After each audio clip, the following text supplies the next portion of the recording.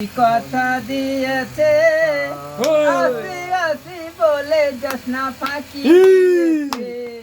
আমি যে কোরআনতে বসি বন্ধু বাসি রান্না বান্না ছেড়ে আমি কেমন করে আসি।